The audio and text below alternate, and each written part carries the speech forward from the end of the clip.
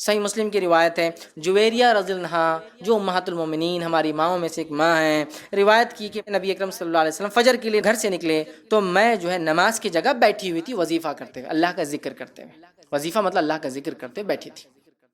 جب نبی اکرم صلی اللہ علیہ وسلم نماز صبح فجر کی تب سے بیٹھی ہوئی تھی، مطلب صبح سے بالکل ایک دم فجر پڑھ کے بیٹھ گئی تھی وظیفہ کرتے ہوئے، آپ سے ابھی فجر کی نماز فرض نماز کے لیے جا رہے تھے۔ اس کے بعد رسول اللہ صلی اللہ علیہ وسلم چاشت کے وقت تشریف لائے واپس، چاشت کے وقت مطلب سورج نکلنے کے بعد آپ جو ہے گھر میں تشریف لائے، مطلب ایک کافی لمبا وقت، وہ کئی گھنٹے گزار چکی تھی اسی جگہ، واپس تشریف لائے تو دیکھا کہ جویریہ رضی اللہ عنہ اسی وقت تک اسی مصلی پر بیٹھی ہوئی ذکر کر رہی ہے، تب تک چاشت مطلب کئی گھنٹوں سے اللہ کا ذکر کر رہی ہے۔ اللہ کے رسول نے پوچھا کیا تم جب سے بیٹھی ہو؟ تو انہوں نے کہا اللہ کے رسول صلی اللہ علیہ وسلم میں تب سے بیٹھی ہوں۔ اور اللہ کے رسول صلی اللہ علیہ وسلم نے فرمایا میں نے تمہارے بعد تم سے رخصت ہونے کے بعد 4 کلمے 3 بار پڑھے، 4 کلمے 3 بار پڑھے، مطلب تم تو فجر سے بیٹھی ہو چاشت کے وقت تک، میں فجر کے بعد جب گیا تو 4 کلموں کو 3 بار پڑھا، صرف میں نے اتنا کام کیا۔ تو آپ نے فرمایا میں نے 4 کلمے 3 بار پڑھے۔ ایسے کہیں کہ اگر ان کا وزن تمہارے آج کے سارے دن کے وظیفے سے کیا جائے تو وہ 4 کلمے بھاری ہو جائیں گے۔ تم تو صبح سے اب تک بیٹھی ہو، میں نے صرف ایسے 4 کلمے پڑھے جو 3 بار پڑھے، تو اگر تم دن بھر بھی یہ وظیفہ کرتے رہو جو تم کر رہی ہو تو بھی میرے کلموں کے مقابلے میں نہیں پہنچ سکتی ہو۔ تو انہوں نے کہا اچھا کیا کلمے پڑھے آپ نے؟ تو اللہ کے رسول صلی اللہ علیہ وسلم فرمایا وہ کلمے یہ ہے، آپ نے فرمایا کہا سبحان اللہ عدد خلقی، سبحان اللہ عدد خلقی، سبحان اللہ کا لفظ ہے عدد خلقی، اللہ تعالیٰ کی مخلوق کی تعداد کے برابر اللہ میں تیری تسبیح بیان کرتا ہوں، تیری مخلوق کے برابر تیری تسبیح بیان کرتا ہوں۔ کلمہ نمبر 2 پھر آپ نے فرمایا اور کہا سبحان اللہ رضا نفسی، جس کا معنی ہے اللہ تعالیٰ کی راضی ہونے تک میں اللہ تعالیٰ کی تسبیح بیان کرتا ہوں، اس کے راضی ہونے تک تسبیح بیان کرتا ہوں۔ تیسرا فرمایا سبحان اللہ زینت عرشی، اللہ تعالیٰ کے عرش کے وزن کے برابر میں اللہ تعالیٰ کی تسبیح بیان کرتا ہوں۔ پھر فرمایا سبحان اللہ مداد کلمتی، اللہ کے کلمات کو تحریر کرنے کے لیے جتنی سیاہی مطلوب ہے اس قدر یا اس کے برابر میں اللہ تعالیٰ کی تسبیح بیان کرتا ہوں۔ یہ 4 کلمات آپ نے 4 کلمات 3 بار کہے جو کہ دن بھر کے وظیفے سے زیادہ افضل ہے۔ سبحان اللہ کا لفظ ہے، دیکھیے سنیے سبحان اللہ عدد خلقی۔ اسی صحابی کو آپ نے اضافی الفاظ کے ساتھ کہے دوسری روایت میں کہ جب تجھے نیند آئے تو وضو کر اور اپنی دائیں جانب پر لیٹ جا، دائیں جانب سیدھے طرف لیٹ جا، الٹے طرف نہیں، یاد رکھیں سیدھے طرف لیٹنے کے کیا فائدے آج ہم جانتے ہیں کہ جو دل ہوتا ہے ہمارا وہ الٹے طرف ہوتا ہے، جب ہم سیدھے جانب سوتے ہیں تو دل ہمارا اوپر ہو جاتا ہے پورے جسم کے، سمجھ رہے، جس سے ایک طبی فائدہ میڈیکل بینیفٹ یہ ہوتا ہے کہ خون کی روانگی جو جسم میں ہوتی ہے بہت اچھی، اس لیے کہ پمپنگ جو ہارٹ ہے پمپنگ مشین وہ اوپر ہے اور وہاں سے پمپ کرے۔ آپ کی پانی کی موٹر اگر نیچے ہو اور نیچے سے اوپر پھینکنا ہو تو اس کو پریشر زیادہ لگتا ہے، طاقت زیادہ لگتا ہے، اگر وہی موٹر اوپر ہو تو بڑی آسانی سے بغیر موٹر کی پانی کبھی بار چلا جاتا ہے نا۔ تو دل آپ کا اوپر آ گیا، آپ سیدھی کروٹ اوپر ہے، جس کی وجہ سے خون کا دوران بہت اچھے سے جسم میں ہو رہا ہے۔ آپ تھکے ہارے آئے ہیں، تھکے ماندے ہیں، پریشان حال آئے تھے، ایک بار آپ لیٹ ہی سیدھے جانب اس طرح سے دل آپ کا اوپر ہو جائے، خون کی روانگی برابر ہو جائیں گی، جسم کے پورے حصوں میں خون برابر جائیں گا۔ اگر آپ شروعات الٹے سے کر لیں گے پہلے تو ہوگا یہ کہ ہارٹ دل نیچے ہو جائیں گا اور پمپ اوپر کرنا پڑے گا، طاقت زیادہ۔ ویسے آپ پریشان، چونکہ انسان جب سوتا ہے تو اس کا جسم جو ہے اس کا بلڈ پریشر وہ سب ڈاؤن ہونا شروع ہو جاتا ہے، اس لیے کہ اب وہ سکون میں آ رہا ہے، اس کا مائنڈ اپنے آپ کو ذہن جو ہے بند کر رہا ہے، کہیں نہ کہیں سسٹم کلوز ہو رہے ہیں، ہے نا، دل کی دھڑکنوں کی معاملہ بدل جاتا ہے، جو جاگنے میں ہوتی سونے میں ویسی نہیں ہوتی ہے، سکون اختیار کر رہا ہے، نیند کے مختلف مراحل میں جا رہا ہے، تو سیدھے جانب۔ تو آپ نے اس صحابی سے کہا کہ جب تو سو تو سیدھے جانب اور اپنے ہاتھ کو جو ہے اپنے جو ہے آپ صلی اللہ علیہ وسلم اس کے نیچے رکھتے تھے، یا آپ کو دیکھا گیا کرتے تھے سیدھے جانب، یہاں حکم دیا حدیث کے اندر سونے کا، لیکن آپ صلی اللہ علیہ وسلم کو جب دیکھا گیا تو آپ خود جب سوتے سیدھے جانب سوتے اور ہاتھ کو نیچے رکھتے۔ اس کے بعد آپ چاہے تو پھر سیدھے ہو جائے پیٹھ کے بل، یا چاہے تو الٹے جانب بھی آپ ہو سکتے ہیں بعد میں، اس لیے کہ ایک حدیث میں آتا ہے، آپ سے فرماتے ہیں کہ جب تم رات میں کوئی خواب دیکھو جس سے تم ڈر جاؤ تو اللہ میں پناہ مانگو شیطان مردود سے، اور کروٹ کو بدل دو۔ تو سیدھے ہے تو الٹا، الٹا ہے تو سیدھا، تو اس سے پتا چلا کروٹ بدلنے سے مراد یہ کہ آدمی الٹا بھی سو سکتا ہے، مطلب الٹے جانب، کیوں تو یہاں اگر سیدھا سو رہا ہوں میں خواب دیکھ کے ڈر جاؤں تو میں کیا کروں گا، پھر الٹے جانب سوؤں گا، تو پتا چلا الٹا بھی سو سکتے، حرام نہیں ہے، یہ بھی جائز ہے، لیکن شروعات تو سیدھے سے ہوں گی، پھر بیچ میں بھی سو سکتے ہیں، پھر الٹا بھی سو سکتے ہیں، ٹھیک، تو یہ کرنا ہے ہم کو، ٹھیک۔ تو یہاں آپ صلی اللہ علیہ وسلم نے یہاں جو صحابی کو کہا کہ تم سیدھے جانب سے سونا شروع کرو، اسی طرح آپ صلی اللہ علیہ وسلم فرمایا کہ جب تو باوضو ہو کر بستر پر آ جائے تو دائیں ہاتھ کو سرہانہ بنا. یہ بھی حدیث کے اندر الفاظ ہے، یہ بھی متفق علیہ روایت. آپ نے کہا کہ سیدھے جانب سو جا اور اپنے سیدھے ہاتھ کو سرہانہ بنا. سرہانہ مطلب جس سے آپ ٹیک لے کر سوتے ہیں. تو آپ کوشش کریں نیند کی شروعات ایسی ہو، مجبوریاں ہیں، ہاتھ میں تکلیف ہے، یہ ایک الگ چیز ہے، لیکن ہو سکے تو بالکل اس چیز کو اپنانے کی ہم جو ہے کوشش کریں. تیسری چیز، چوتھی چیز جو ہے طرح جو ہے وہ عمل جس سے کرنے سے فرشتے دعا کرتے، اس میں ایک عمل ہے نبی اکرم صلی اللہ علیہ وسلم پہ جو درود بھیجتا ہے فرشتے اس کے لیے دعائیں کرتے ہیں. نبی اکرم صلی اللہ علیہ وسلم جو درود بھیجتا ہے، مسند احمد کی روایت ہے جو عبداللہ بن عمر رضی اللہ عنہ اس کے راوی اور کہتے ہیں، فرماتے ہیں جس شخص نے رسول اللہ صلی اللہ علیہ وسلم پر ایک مرتبہ درود پڑھا اللہ تعالیٰ اس کے فرشتے اس پر 70 مرتبہ درود بھیجتے ہیں. جس شخص نے ایک مرتبہ اللہ کے رسول صلی اللہ علیہ وسلم پہ درود بھیجا اللہ اور اس کے فرشتے 70 مرتبہ درود مطلب بمانا دعا اس کے لیے 70 مرتبہ دعائیں بھیجتے ہیں. بس بندہ اس کو چاہیے تو اس کو کم کرے، چاہے تو زیادہ کرے. اب بندے کے اوپر ہے وہ کتنی دعا چاہتا ہے اور کتنی نہیں. جتنا زیادہ دعا چاہتا ہے اتنا زیادہ درود بھیجے، جتنی کم دعا چاہتا ہے اتنا کم درود بھیجے. تو اب بندے کے اوپر معاملہ ہے. تو ہمیں چاہیے نبی اکرم صلی اللہ علیہ وسلم پر بکثرت درود بھیجے، بکثرت جتنا ہو سکتا ہے، اس لیے کہ 70 مرتبہ اللہ اور اس کے فرشتے درود بھیجتے ہیں جو نبی اکرم صلی اللہ علیہ وسلم پہ درود بھیجتا ہے. آئیے ایک واقعہ سنیے. جو ہے ابی بن کعب جو ہے رضی اللہ عنہ جو ہے وہ فرماتے ہیں، جامع ترمذی میں یہ روایت آتی ہے، وہ ایک مرتبہ اللہ کے رسول صلی اللہ علیہ وسلم کے پاس حاضر ہو کہا کہ میں نے کہا اللہ کے رسول صلی اللہ علیہ وسلم میں بہت زیادہ درود پڑھنا چاہتا ہوں، تو آپ میری رہنمائی کریں کہ میں اپنی دعاؤں کے کتنے حصے کو درود پر مشتمل کروں اور کتنے حصے میں اپنے لیے دعا مانگوں.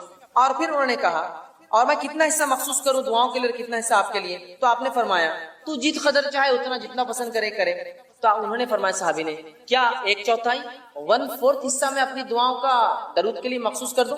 تو آپ نے فرمایا ٹھیک ہے، جس قدر تو چاہے، تمہارے لیے یہ تو بہتر ہوگا. تو پھر انہوں نے کہا کہ اللہ کے رسول کیا آدھا میں کروں؟ تو آپ نے کہا تم جس قدر پسند کرو، لیکن اگر اس سے زیادہ کرو اور اچھا ہے. پھر انہوں نے کہا کہ اللہ کے رسول صلی اللہ علیہ وسلم 2/3 2/3 میں اگر دعائیں کروں مطلب درود بھیجو اور باقی دعا. تو آپ نے فرمایا تم جس قدر پسند کرو حصہ مخصوص کرو گے، لیکن جتنا زیادہ کرو گے تمہارے لیے ٹھیک ہوگا. تو انہوں نے فرمایا کہا اللہ کے رسول میں اپنی دعا کے بجائے صرف آپ پہ درود ہی بھیجتا ہوں، کیونکہ آپ نے پاؤ کہا تو آپ نے کہا زیادہ کرے تو بہتر ہے، میں نے آدھا کہا تو آپ نے کہا زیادہ کرے تو بہتر ہے، میں نے 2/3 کہا تو آپ نے کہا زیادہ کرے تو بہتر ہے. اب میں کیا کرتا ہوں صرف آپ پہ درود بھیجتا ہوں. تو آپ نے فرمایا کہا تو پھر تو تمہارے غموں کی کفایت کی جائے گی. اگر تم نے صرف میرے اوپر درود ہی بھیجا اور دعا اپنے لیے نہیں مانگی تو پھر تو تمہارے غموں کی اللہ کفایت کر جائیں گا، جتنے غم اور پریشان کفایت کر جائیں گے اور گناہوں کو معاف کر دیا جائے گا. تو اس حدیث سے پتہ چلا نبی اکرم صلی اللہ علیہ وسلم درود بھیجنے سے غموں کی کفایت ہو جاتی ہے، ہر غم اللہ دور کر دیتا ہے اور اللہ تعالیٰ جو ہے ہمیں ہمارے گناہوں کو معاف کرتا ہے. تو ہمیں چاہیے کثرت سے نبی اکرم صلی اللہ علیہ وسلم درود بھیجے. دنیا کا بھی فائدہ اور آخرت کا فائدہ، دعائیں قبول ہو رہی ہے، معافی مل رہی ہے، فرشتے بھی دعا کرے، اللہ بھی درود بھیج رہا ہے. اور 70 مرتبہ ایک بار بھیجو، 70 مرتبہ اللہ اور اس کے فرشتوں کی دعائیں. اسی طرح جو ہے تو دیکھیے 3 بار کرنا چاہیے. آئیے اسی طرح جو ہے نبی اکرم صلی اللہ علیہ وسلم جب لیٹ جاتے بستر پر سیدھے ہاتھ کے رخسار گلے کے نیچے اپنا ہاتھ رکھ لیتے، تب یہ دعا پڑھتے. تو کون سی دعا پڑھتے؟ رخسار پہ ہاتھ رکھنے کے بعد سلسلہ الاحادیث صحیحہ کی روایت ہے اور برا بن عازب رضی اللہ عنہ فرماتے اور کہتے ہیں نبی اکرم صلی اللہ علیہ وسلم جب بستر پر لیٹ جاتے اور آپ کا دست اقدس سیدھا ہاتھ اپنے رخسار کے نیچے لے لیتے تو یہ دعا پڑھتے اللہم قنی عذابک یوم تبعث عبادک. یہ دعا پڑھتے. دعا کے الفاظ یہ اور ترجمہ اے اللہ مجھے اس روز اپنے عذاب سے محفوظ رکھ جس روز تو بندوں کو اٹھانے والا ہے. اچھا یہ دعا کس لیے معلوم آپ کو؟ یہ دعا کی اشارہ بھی کیونکہ انسان جب سوتا ہے تو اٹھنا ضروری نہیں، تو دعا کر کے سورے اللہ میری مغفرت کر دے، معاف کر دے میرے، تاکہ اگر اس حالت میں چلے جاؤں دنیا سے تو اٹھوں تو اس روز جو ہے میرے گناہ میں. بڑی اہم بات ہے. بہرحال آئیے آگے بڑھتے ہیں.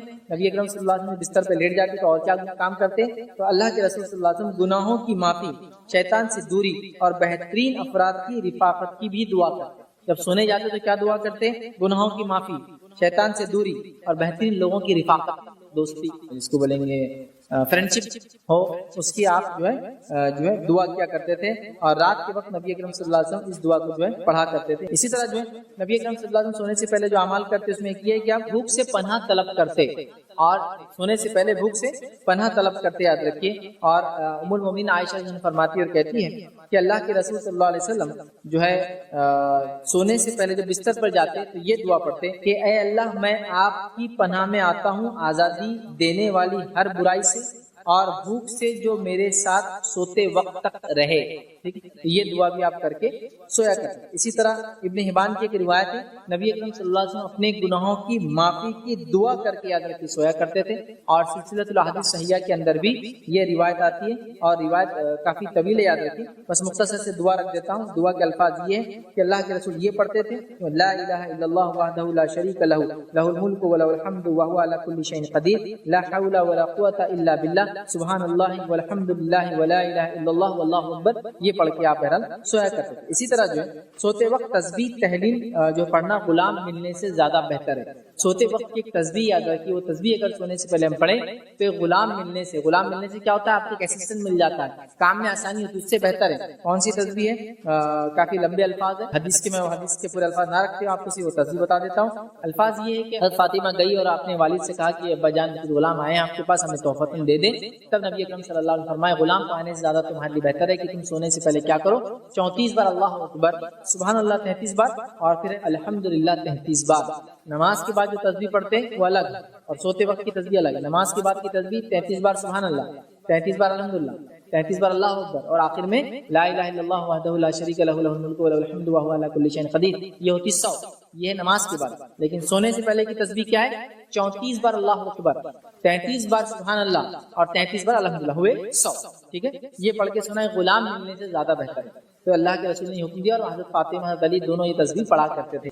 السلام علیکم، آپ بھی ہمارے اسلام میں تعاون کریں، اپنی زکات کے ذریعے ڈونیشن ڈیٹیلز کے لیے ڈونیٹ اس پر کلک کریں۔ اگر آپ ہمارے ویڈیو پسند آئے ہیں تو اسے شیئر کریں اور حقدار بنیں۔ روزانہ ہماری ویڈیوز کو پانے کے لیے ہمارے یوٹیوب چینل کو سبسکرائب کریں اور بیل آئیکن دبائیں۔ ہم سے دیگر سوشل میڈیا پر جڑنے کے لیے ویڈیو میں دیے گئے آئی ڈی سرچ کریں۔ جزاک اللہ۔ سب سے پہلی چیز تو یہ کہ قرآن کے پڑھنے کے بہت سارے آداب ہیں، یہ سنتیں ہیں، لیکن فرائض نہیں، فرائض الگ ہیں اور آداب یا سنتیں الگ ہیں قرآن پڑھنے۔ جیسے کہ مثال کے طور پر قرآن کو غیر مسلم بھی پڑھ سکتا ہے پڑھنے کے لیے، تب تک کہ وہ ہدایت یافتہ وہ پڑھیں گے تو ہدایت کی طرف آئیں گے، یا سنیں گے تو آئیں گے، تو وہ تو بالکل نہ اس کے لیے طہارت کا کوئی مسئلہ ہے، نہ اس کے لیے غسل کا کوئی مسئلہ ہے، نہ اس کو تو کوئی مسئلہ ہے۔ رہا مسلمانوں کے اندر قرآن پڑھنے کی کیا آداب ہے، یہ کیا چیز ہے، تو قرآن کے حقوق ہے۔ حقوق میں ایک چیز ہے کہ قرآن پر ایمان لایا جائے، تو پڑھنے والا بھائی نہیں سمجھے نا، یہ فرائض جس کو بولیں گے اس سے تو ثواب ملے، کیونکہ ایمان والا ہونا تو اجر ملے قرآن پڑھنے۔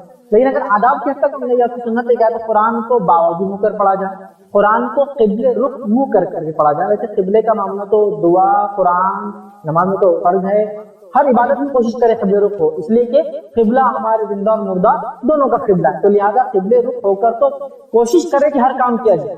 بلکہ اگر کوئی انسان آفس میں بیٹھتا ہے ایسا سمجھتا ہے کہ اگر ڈائریکشن چینج کروں تو قبلے رخ منہ ہو کر ہی بیٹھے آفس میں، تاکہ ہمیشہ قبلے کی طرف، کیونکہ یہ تو قبلہ ہمارا زندہ اور مردہ دونوں کی عبادتوں میں ہر کام کی ٹھیک فضیلت ہے، اس کو آپ باوضو کر پڑھے، لیکن کنڈیشن نہیں ہوتی، یہ وضاحت کرنا۔ دوسرا قبلے رخ ہو کر پڑھے، یہ اس کا ادب ہے، اس میں بھی کوئی مسئلہ نہیں، قبلے رخ نہ بھی ہو سکے تو کرو۔ اس کے علاوہ عاجزی ہو، انکساری ہو، اللہ کا کلام پڑھ رہی سوچ کر پڑھے، اپنے اوپر خشیت طاری کرے، اللہ کی کوشش کرے کہ آواز کے اندر ایسا وہ ہو کہ جیسا انسان گنگنا رہا ہو، رو رہا ہو، یہ تمام چیزیں اس کے آداب ہیں۔ لیکن اس کو ہم فکس نہیں کر سکتے 1 2 3 4 5 6 7 8 9 10، لیکن جیسا آپ کا سوال ہے اس کی وجہ سے کلیریفیکیشن کے طور پہ میں دے سکتا ہوں مختلف، جیسا کیا سر ڈھک کر قرآن پڑھنا اس کا ادب ہے، تو ہاں سر ڈھک کر آپ قرآن پڑھ سکتے، لیکن کیا سر کو کھلا رکھ کے قرآن پڑھنا بید بھی نہیں، سر کو کھلا رکھ کر قرآن پڑھنا بید بھی نہیں، دونوں چیزیں ایڈجسٹ نہیں ہوتا ہے۔ مطلب سر کو ڈھانکنا ویسے تو یہ اللہ کے رسول صلی اللہ علیہ وسلم کی دائمی سنت، آپ سر کو ڈھانکنا ہمیشہ، ہاں کچھ دور میں کچھ جگہوں پہ آپ نے نہیں ڈھانکا، اور یہ عربوں کا ٹریڈیشن رہا۔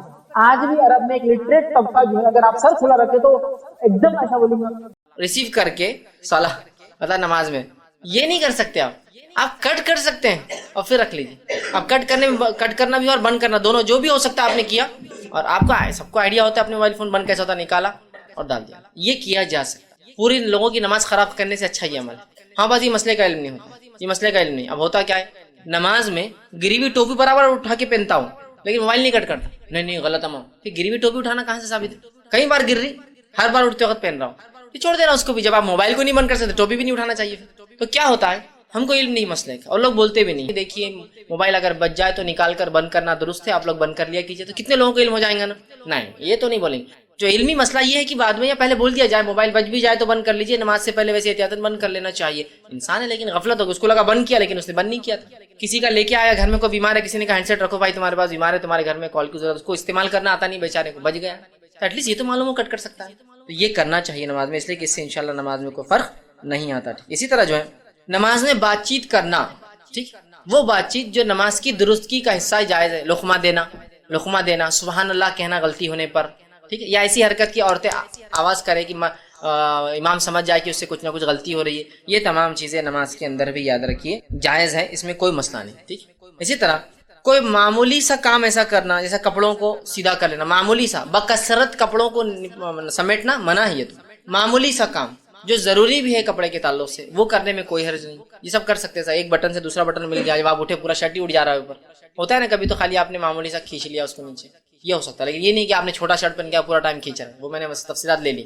معمولی سی کوئی حرکت آپ کر سکتے ہیں جو نماز کو صحیح کرنے کے لیے. اسی طرح کھانسی کا آ جانا جو کہ اس کے بغیر چارہ نہیں ہوتا انسان, چھینک کا آ جانا جو کہ اس کے بغیر چارہ نہیں ہوتا ہے. اسی طرح جمائی کا آنا اور اس کو آپ کا روک رہا ہے, اس لیے کہ آپ سے حدیث فرمایا جمائی کو روکو, اسے لینا نہیں چاہیے. ٹھیک, یہ کرنا. لیکن کھانسی آنے پر ٹھیک ہے آپ کوشش کریں کہ اس کو روکے, لیکن جو مجبوری ہیں وہ تو ہوں گے. ہمارے پاس ہوتا ہے کہ نماز کے حالات میں اگر چھینک آ رہی ہے تو اس کو ایسا تو بھی روکتا ہو نماز کے تھر تھر کانپتے ہیں, کیونکہ چھینک مشکل ہوتی ہے. اور جمائی جو نہیں لینا ہے وہ نمازوں میں چالو ہے, کنٹینیو نمازوں میں جمائی. جو لینا ہے اس کو روکتا ہے, جو نہیں کرنا ہے وہ شروع ہے نماز. جمائی لینے سے آپ صلی اللہ علیہ وسلم نے منع کیا, اس لیے کہ آپ نے فرمایا جب ایک مومن کرتا ہے تو شیطان اس پر سستی طاری کرتا ہے, امت کو سست. لہذا فرمایا جمائی نہ لیا کرو, اور آ جائے تو منہ پکڑ کر روکو, اس کو مت نہیں لینا چاہیے. اس کو تو چھینک ہے, کھانسی ہے, فطری جو ہے, خاموخواہ ڈکارے نہیں لینا چاہیے. فطری طور سے آگے ایک الگ بات, اس کو بھی روک سکتے ہیں آپ, وہ ایسی چیز نہیں سے چھینک مت روکے, چھینک روکنے سے بہت سارے نقصانات ہوتے ہیں یاد رکھیں, لیکن باقی چیزوں پہ آپ کنٹرول کر سکتے ہیں چاہے تو, یہ فطری ہے. اسی طرح مجبوراً کھجلی, اتنی مطلب کسی کو بیماری ہے, خارش ہے, یا اچانک ہوتی ہے کبھی, تو تھوڑا بہت کر لینا ٹھیک ہے, لیکن کنٹینیو اگر پوری نماز چلتے رہیں گا درست نہیں ہوگا. ٹھیک, تو یہ بھی بہرحال جائز. اسی طرح صف بندی اور صف درست کرنے کے لیے جو ہلچل ہوتی ہے سب بھی جائز. نبی اکرم صلی اللہ علیہ وسلم صحیح بخاری کی روایت ہے, ایک مرتبہ تہجد کے لیے رات میں وضو کر کے کھڑے ہوئے. عبداللہ ابن عباس رضی اللہ عنہما یہ بھی آئے تھے, آپ سے کیسا رات میں عبادت کرتے دیکھنے, چھوٹے تھے لیکن دیکھیے آپ نے وضو کیا, خود بھی وضو کیا, آپ سامنے رکعت باندھی, خود بھی آئے وضو کر کے اور رکعت باندھی, اور آ کر آپ صلی اللہ علیہ وسلم کے الٹے ہاتھ پہ کھڑے ہو کر رکعت باندھ لی.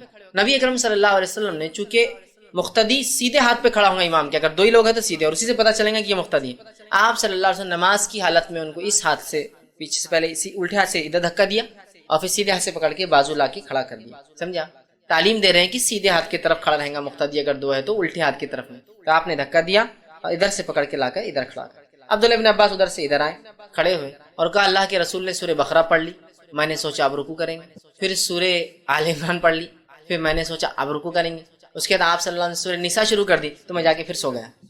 چھوٹے بچے تھے نا, اتنی دیر انتظار کرتے رہے, سورہ بقرہ پڑھ لی تو کھڑے, سورہ آل عمران ہو گئی اور سورہ نساء شروع ہو گئی, تو آپ گئے اور جا کے سو گئے بستر میں. پھر صبح جب فجر کا وقت ہوا, اللہ کے رسول نے اٹھایا اور کہا, میرے چہرے پر تھوڑا سا تھپتا اور کہا ایسا نہیں کرنا چاہیے. ایک تو رات میں اٹھے, پھر نماز کے لیے کھڑے ہوئے, پھر جا کے سو بھی, مطلب پڑھنا چاہیے تھا جب تم آئے تھے اپنے گھر سے. میرے گھر, آپ کے گھر رکے تھے, آ کے چھوٹے تھے, بچے تھے, رکے تھے اور پھر نماز بھی نہیں پڑھی, تو بہرحال تو آئے کھڑے ہوئے. تو دیکھیے یہاں آپ نے نماز میں کیسا درست کیا, امام تھے آپ, تو پتہ چلا جائز چیزوں کو امام نماز میں کر سکتا ہے. اس میں اور بھی چیزیں شامل ہوتی ہیں, جیسا کہ ہمارے مائک کا وہ گر گیا نیچے, جو بھون شروع ہوتا ہے اس کا, پھر کہ کمزور دل والا تو پتہ نہیں اس کے پلسز بڑھ جاتے ہوں گے, ہارٹ بیٹس اس کے تیز ہو جاتے ہوں گے, ہے نا. تو مائک کو اٹھا لیا, مائک کو تھوڑا سا بہت کرا, تھوڑا نیچے کر لیا, کیونکہ بہت پوری مسجد کے 100 لوگ تکلیف اٹھاتے ہیں, ہزاروں لوگ جمعے کی نماز میں, ہے نا, تھوڑا کر سکتے ہیں یہ سب چیزیں تھوڑا سا. اسی طرح رکعت تو باندھ لی, اور پھر دیکھا سامنے موزی چیزیں, چونٹیاں ہیں, اگر سجدہ کروں گا تو کاٹ سکتی ہے, تو تھوڑا سا امام خود ہل گیا بازو, چونٹیاں ہیں نا, کاٹ سکتی ہے نا اتنی بہت. تو یہ چیزیں, یا پھر نماز کو کھڑے ہو گئے اور غلاظت تھی, رات میں بلی آ گئی مسجد کے اندر, غلاظت کر کے چلے گی, دیکھا نہیں فجر میں امام آیا, کھڑا ہوا, کھڑے ہونے کے بعد دکھ رہی غلط, سرک جائے, یہ جائز حرکت ہے, یہ جائز. مقتدی غلط کھڑا تھا, آپ سب نے اس کو ادھر سے نکالا, جائز ہے. اسی طرح نماز کے لیے 2 لوگ کھڑے ہیں, امام کھڑا ہے, مقتدی بازو آ کے کھڑا ہے, چونکہ 2 ہی لوگ نماز میں, تو سب بننا ضروری ہے, تو سب دونوں کیوں نہیں. اب مصلی آیا ایک اور, اب اس کو کھڑا ہونا, تو وہ بازو نہیں کھڑا ہوگا, اب ٹھیک, وہ کیا کریں گے معلوم, امام کو پیچھے سے وہ کریں گا, تو امام تھوڑا آگے سرک جائیں گے, مطلب آپ پیچھے صف ہو گئی ہو, امام آگے سرک. اگر آگے جگہ ہے تو بیسٹ یہ ہے کہ اگر 2 لوگ کھڑے ہیں, 2 لوگ کھڑے ہیں, تو امام اپنے مصلی سے بالکل پیچھے وہیں کھڑا ہو, اس کے پیچھے والی صف, اور مقتدی بازو, جیسی کوئی مقتدی آئے گا اس کو دھکا دیں گا, امام اپنے مصلی پہ چلے جائیں گا, مقتدی پیچھے صف بنا لیں گے, سمجھ رہے ہیں. لیکن اس کا بھی علم نہیں ہوتا بس. یہ جائز حرکتیں ہیں, یہ جائز آگے پیچھے ہونا, یہ نہیں کرتے ہیں. اور جہاں جو نہیں کرنا ہے وہ کرے, ٹوپی اٹھا کے رکھ رہے. میں نے دیکھا ٹوپی گر کے رول ہوتے ہوئے دور گئی, تو نماز میں پورا آگے جا کے بھی لے کے آتے اس کو اپنے پاس, جو کہ نہیں کرنا ہے. اور جو کرنا ہے صفوں میں, صف بندی کے ادب میں نہیں, ایک امام اور ایک مقتدی ہے, تو امام آگے کھڑا اور مقتدی پیچھے کھڑا, یہ تھوڑی نماز ہوں گی, کیونکہ صف ہی نہیں بنی. صف کہاں بنی, مسئلے کا علم ہونا چاہیے، بہت اہم چیز ہے، یاد رکھیں۔ ایک مرتبہ میرا ایک قصبے سے جانا ہوا، وہاں الحمدللہ ایک گھرانہ اہل علم تھا، علم رکھتا تھا، بہت چھوٹا دین قصبہ، مجھے نہیں معلوم تھا، اسی دن پہ تعارف ہوا۔ فجر میں گیا تو دو آدمی نماز پڑھ رہے فجر کی، اور جلدی نماز تھی اور راستے پہ مسجد تھی وہ۔ تو جب میں وہاں گیا وضو کر کے جا کر بازو کھڑا ہو چکی، میں ڈرا ہوا تھا کہ اگر میں دھکا دوں گا تو ایک نیا مسئلہ، امام کو دھکا دینے ہمارے بولتے ایک نیا مسئلہ، رسک نہیں لینا۔ میں خاموشی سے آ کر دو کھڑے تھے، تیسرا کھڑا ہو جاؤں۔ ہمارے دو اور بھی ساتھی تھے، بولے ہمارا نہیں ابھی کھڑے ہو جاؤ، یہ گاؤں کی مسجد ہے، بہت جھگڑے ہو جاتے ہیں، چھوٹی چھوٹی چیزوں پہ جھگڑے ہو جاتے ہیں۔ جیسے ہی میں بازو کھڑا ہوا، امام علم رکھنے والا تھا، وہ آگے بڑھ گیا، خود بخود وہ آگے بڑھ کے چلے گئے مسلح، چونکہ وہ ایگزیکٹلی اپنے مسلح سے امامت کے پیچھے کھڑے تھے۔ ایک آدمی بازو جیسے ہی میں کھڑا ہوا وہ آگے چلے گئے، اور پھر ہمارے بازو والے کھڑے ہوئے، سب بن گئے پیچھے، ان کو علم تھا اس مسئلے کا۔ بعد میں وہ دیکھنے لگے، ارے بولے آپ نے مجھے وہ نہیں کیا۔ میں نے کہا ہم کو پہلے ڈر لگا ہوا تھا، ٹھیک ہے، کہ آپ کو دھکا دیتے رہے، کہ میں بازو والا شروع ہوا تھا ہم کو ثواب کی نیت سے، کہ امام کو دھکا دے رہا، امام کو ہٹا رہا نماز میں، اتنا بڑا گناہ۔ تو میں نے رسک لینا پسند نہیں کیا کہ امام کو ہٹانے کا۔ وہ بھی ہنسنے لگے، کہا نہیں صحیح کیا آپ نے، بولے علم نہیں ہوتا لوگوں کو، لیکن اس مسجد میں الحمدللہ ہم لوگ علم رکھتے ہیں اور ہم لوگ ایسا عمل کرتے ہیں۔ میں نے کہا بڑی بات ہے، لیکن بھائی ہر جگہ کی حالت اس طرح سے نہیں ہے، ٹھیک۔ تو یہ ہلچل جائز ہلچل ہے، آپ کر سکتے ہیں۔ اسی طرح امام خرت بھول جائے، غلطی ہو جائے تو آواز دینا، یہ بھی میں نے تفصیلات آپ کر سکتے ہیں۔ اسی طرح نماز میں آپ کے آگے سے کوئی جا رہا ہے تو آپ اس کو نماز کی حالت میں روک لیں گے، ٹھیک ہے، یہ جائز عمل ہے۔ ہمارے پاس کیا ہوتا ہے دیکھیے، ایک کیس تو یہ ہوتا ہے نماز میں آپ کھڑے، کوئی چلا گیا، اب وہ گیا دل میں کچھ نہیں، اس کو بس دل میں۔ دوسرا کیس دکھتا نہیں، گیا نماز پڑھ رہا تھا میں اور چلے گا میرے سامنے سے، مطلب وہ سمجھتا نماز ٹوٹ گئی اس کی، تو وہیں شروع جھگڑا۔ میں ایک مرتبہ کچھ بڑے لوگوں نے پیچھے صف بنا دی، 2 صف مسجد میں آگے بنی، رمضان کا مہینہ تھا، مغرب کی نماز تھی، یہ سے 2 پیچھے کیسے کھڑے ہو گئے لوگ، بیچ میں 2 صفیں بیچ میں خالی ہے اور راستہ بھی نہیں جانے کا۔ تو میں آگے گیا اور صف میں سے گیا، پورا ایسا صف پورا توڑتے، صف کے بیچ میں نمازیوں کے سامنے سے، چونکہ جب صف آگے خالی ہوں گے پیچھے نماز مقتدی کوئی کھڑا ہوگا، اور اگر میں صف پوری کرنے آگے جاؤں تو مجھ پر گناہ نہیں ہے ان کی نماز کا، چونکہ انہوں نے غلط کھڑا کیا اپنے آپ، چلا گیا۔ اب چلا گیا تو اس میں سے کیا ہو گیا، ایک ہی ہوشیار تھا پورے صف میں، باقی سب تو کھڑے تھے، ایک نے توڑ دیا، اور بعد میں نماز کیا مولانا سمجھتا نہیں کہ تو ہمارے سامنے چلے گئے۔ میں نے کہا کیا جاہل ہے مولانا، تم پیچھے ویسے کھڑے ہو گئے، مطلب مولانا زیادہ سمجھتا نا، مولانا بول رہے نا، تو کیا جاہل ہے مولانا، تم پیچھے کھڑے ہو گئے سب بنا کے۔ نہیں بولے میرے کو جلدی جانا تھا، اگر ایسی سب جلدی جائیں گے تو مسجد اندر رہیں گی، اس سڑک پہ نماز پڑھ کے نکل جائیں گے، جلدی تھی کہتے ان کو، تو پیچھے سب بنا لی انہوں نے۔ ہو سکتا دعوت ہوں گی، رس زیادہ ہوں گا تو وہ دعوت میں سے ادھر نماز صف نہیں ملیں گی تو گھر چھوڑ کے یہاں نہ بڑھاؤں گا۔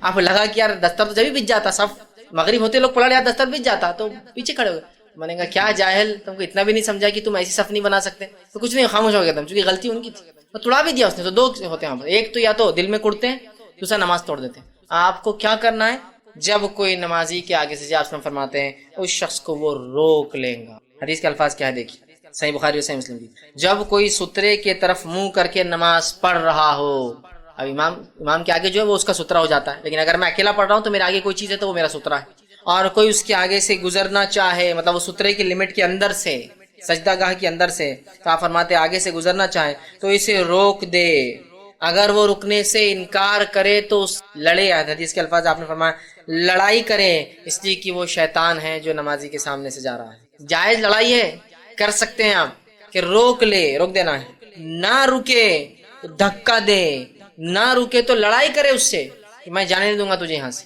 لڑائی مطلب آپ نماز میں اس کو دھکا دے سکتے ہیں، آپ اس کو مار سکتے ہیں کہ یہاں سے نہیں جانے دوں گا، باقی کہیں سے بھی جا۔ اس لیے آپ نے فرمایا اگر تم میں سے کسی کو میں بتا دوں نمازی کے سامنے سے جانے کا گناہ کیا ہے تو تم 40 تک انتظار کرو گے۔ راوی کہتے ہیں میں بھول گیا آپ نے 40 دن کہا یا 40 سال کہا، میں بھول گیا، لیکن ہم 40 دن اور 40 سال کو بھی اگر چھوڑ دیں، 40 منٹ بھی لے لے تو بہت ہے، 40 منٹ رکے رہے انسان کم از کم، سمجھے، 40 تک رکے رہوں گے۔ راوی کہتے ہیں بھول گیا دن بولا یا سال بولے، 40 مطلب نہیں جانا چاہیے، اور یہ جائز ہے روکنا۔ لیکن اگر چھوٹے بچے ہیں نماز میں سامنے جاتے کچھ نہیں ہوتا ہے۔ نبی اکرم صلی اللہ علیہ وسلم نماز پڑھتے تھے، حسن حسین اور امامہ آپ کی جو نواسی تھی یہ نماز میں آ جایا کرتے تھے۔ اللہ کے رسول صلی اللہ علیہ وسلم کو دیکھا گیا کہ کبھی کاندھے پر بیٹھ جاتے ہیں، کبھی گردن پہ دونوں طرف ڈال کے بیٹھ جاتے ہیں۔ ایک روایت میں آتا ہے کہ ایک مرتبہ ایک صحابی نے کہا کہ ہم نے اللہ کے رسول کے ساتھ سجدہ کیا، اتنا لمبا سجدہ اللہ کے رسول نے کیا کہ میں نے دل میں سوچا کہ اللہ کے رسول کی وفات تو نہیں ہو گئی، اور پھر میں نے سجدے میں سے صحابی کہتے سر اٹھایا تو سر اٹھا کے دیکھا تو حسن اور حسین دونوں کاندھے پہ بیٹھے ہوئے، اللہ کے رسول سجدے میں ہیں اور دونوں نواسے آ کے سر پہ بیٹھ گئے، کاندھے پہ پیر ڈال کے، ایک آگے گردن پر ایک پیچھے گردن پہ بیٹھا، لیکن اتنی دیر سجدہ کیا۔ پھر اس کے بعد اللہ کے رسول نے دونوں کو نیچے اتار کر نماز پڑھائی۔ نماز کے بعد وہ صحابی کہتے کہ ایک صاحب آ کر تھوڑا دیکھنے لگے بچے دونوں گھورنے لگے کہ کیا تمہارے وجہ سے ہم کو لیٹ ہوتے. رسول نے دونوں کو جو ہے ایک مانڈی پہ ایک کو اور دونوں کو بٹھایا اور کہا یہ سیدین ہیں, یہ دونوں ماسٹر ہیں, یہ دونوں بڑے ہیں اس قوم کے, اور جو ان سے محبت کرتا ہے ان سے میں کہا. تو صحابی خاموش بیٹھ کے چلے گئے. اس سے کیا پتا چلا بچے نماز میں سامنے آنے سے کچھ نہیں ہوتا, پیٹ پہ بیٹھ سکتے ہیں, ہوتا ہے نا بچے بیٹھ جاتے ہیں. پھر آپ نے حدیث میں یہ بھی کہا الفاظ کہ بچے گھوڑے پر بیٹھنا چاہ رہے تھے, میں نے سوچا تھوڑی دیر بیٹھ کر مزہ لے لے. ہوتا ہے نا بچوں کو گھوڑا بن جاؤ, چلو بیٹھ گئے. تو ہو سکتا ہے اللہ کے رسول ایسا کرتے ہوں گے گھر میں بھی. اب جب نماز میں آئے تو بیٹھ گئے. اسی طرح ایک روایت میں آتا فرض نماز کے لیے نکلے, آپ کی نمازی ماما آپ کو چھوڑ نہیں رہی تھی, آپ اس کو ہی گود میں لے کے نماز کے لیے. گود میں وہ آپ سن کی تھی, آپ نے اللہ اکبر کہا, وہ گود میں بیٹھی اور آپ نے قیام کیا. اس کے بعد آپ نے اللہ اکبر کہا, نمازی کو بازو رکھا اور رکوع کیا. پھر آپ نے دونوں سجدے کیے. جب آپ سجدے سے اٹھے تو پھر وہ چپک گیا, تو آپ نے اسے گود میں لیا اور کھڑے ہو کر نماز پڑھی. یہ جائز حرکت تھی. یہ بات کس کے لیے لاگو ہوگی معلوم آج کے دور میں؟ ماں اکیلی ہے گھر میں, بچوں کو اکیلا آپ چھوڑ نہیں سکتے. یاد رکھیے, آپ نماز کے لیے کھڑے ہوں گے, وہ چھری ہاتھ میں لے لیں گا جا کر, وہ ڈسٹ بن کے اندر کچھ کر دے گا. بھری ہوئی پانی کی ٹاکی ہے, بکیٹ ہے پانی کی, اسے منہ ڈال دیا, واشنگ مشین چالو کر دیا, جا کر کچھ بھی کرتے ہیں بچے. تو ماں کیا کریں گی, چلو نماز پڑھنے کا, آؤ بڑا, گود میں لیا, اللہ ہو, بچہ گود میں آپ کی. بہت سی عورتیں بولتے ہیں نماز کیسا پڑھنا, بچہ بہت ضدی ہے, سنتا نہیں ہے. نا سنت میں طریقہ, یہ فرض نماز آپ نہیں پڑھائی. اب ایک صاحب ایک دن بولنے لگے یہ نماز میں جو ہے جو لوگ بولتے ہیں بخاری پہ عمل کرنا اور اس پہ عمل کرنا, یہ ان کو بخار چڑھا ہوا ہے بخاری کا, بولے اور ایسا ہے ویسا ہے, جاؤ بولے بچوں گود میں لے کے نماز پڑھو, بولے جاؤ. اللہ کے رسول پڑھتے تھے. میں نے کہا ٹھیک ہے, جب بچے رہیں گے تو ہم پڑھیں گے نا گود میں لے کے. حدیث ہی سکھا رہی نا ہم کو. جیسا کہ میں گھر سے باہر نکلا, میری بیوی اسپتال میں ہے, میرا ایک چھوٹا سا بچہ میرے ساتھ ہے, اور نماز کا بھی ٹائم ہو گیا, اب کیا کروں, نماز چھوڑوں یا پڑھوں؟ تو میں بچے کو لے کے پڑھوں گا, جا کے مسجد میں جاؤں گا اور لے کے پڑھوں گا گود میں اس کو.